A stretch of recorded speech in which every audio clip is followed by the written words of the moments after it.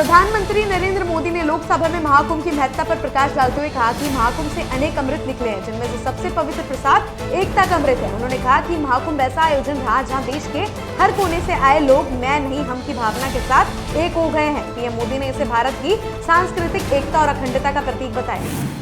लोकसभा में केंद्रीय रेल मंत्री अश्विनी वैष्णव ने कहा कि जम्मू से श्रीनगर को जोड़ने का सपना वर्षों से संयोजा गया था, जो प्रधानमंत्री नरेंद्र मोदी के नेतृत्व में पूरा हुआ है। उन्होंने इसे देश के लिए गर्व का क्षण बताया। ये महत्वपूर्ण रेलवे परियोजना कश्मीर को देश के अन्य हिस्सों से बेहतर तरीके से जोड़ने में मदद करेगी।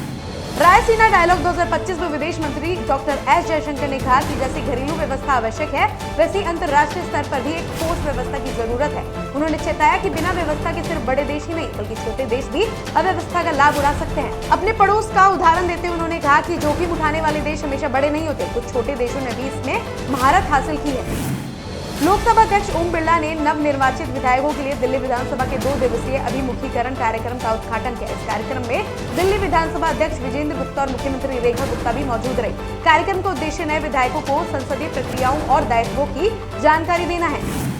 देहरादून में मुख्यमंत्री पुष्कर सिंह धामी ने उत्कृष्ट राजकीय प्राथमिक एवं उच्च प्राथमिक विद्यालयों के लिए मिनी बसों को हरी झंडी दिखाकर रवाना किया। उन्होंने कहा कि ये बसें छात्रों की सुविधाओं के लिए चलाई गई है और उनकी शिक्षा में सहायक साबित होंगी। ये पहल राज्य में बेहतर शिक्षा परिवहन सुनिश्चित करने की दिशा में एक महत्वपूर्ण कदम है।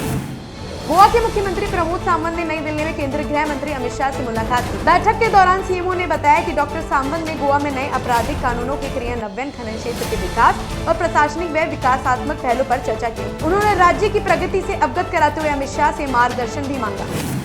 लुधियाना में जनसभा को संबोधित करते हुए आप संयोजक अरविंद केजरीवाल ने कहा कि पंजाब के हर गांव में जिम बनाए जाएंगे ताकि युवा स्वस्थ रहे और नशे से दूर रहे। उन्होंने कहा कि पंजाब पुलिस नशे के खिलाफ काम कर रही है, लेकिन जनता का सहयोग जरूरी है। 1 अप्रैल से नशे के खिलाफ विशेष अभियान शुरू होगा, जिसमें हर घर का नशा सर्वे किया जाएगा।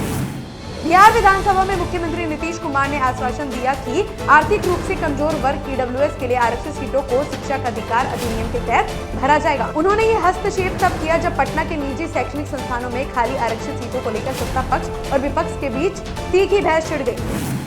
केंद्रीय वाणिज्य एवं उद्योग मंत्री पीयूष गोयल ने न्यूजीलैंड के व्यापार एवं निवेश मंत्री टॉड मैकले से मुलाकात के बाद कहा कि भारत फ्री ट्रेड समझौते एफटीए को लेकर सकारात्मक है। उन्होंने स्पष्ट किया कि कोई भी एफटीए दबाव या समय सीमा में नहीं किया जा सकता। प्रधानमंत्री नरेंद्र मोदी और प्रधानमंत्री क्रिस्टोफर लक्सन इस साझेदारी को मजबूत करने के लिए काम कर रहे हैं।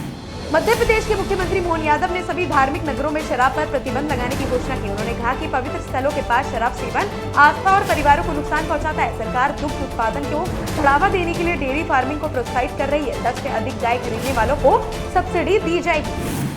लोकसभा में जेपी नड्डा ने कहा कि झज्जर स्थित राष्ट्रीय कैंसर संस्थान विश्व स्तरीय देखभाल का उत्कृष्ट उदाहरण है। इसके साथ ही चित्तरंजन कैंसर सेंटर और होमी भाभा संस्थान भी कैंसर उपचार में अग्रणी भूमिका निभा रहे हैं। उन्होंने बताया कि 1,75,00,000 आयुष्मान आरोग्य मंदिरों में कैंसर स्क्रीनिंग की सुविधा उपलब्ध कराई जा रही है, जिससे लोगों को समय पर जाँच और इलाज मिल सके।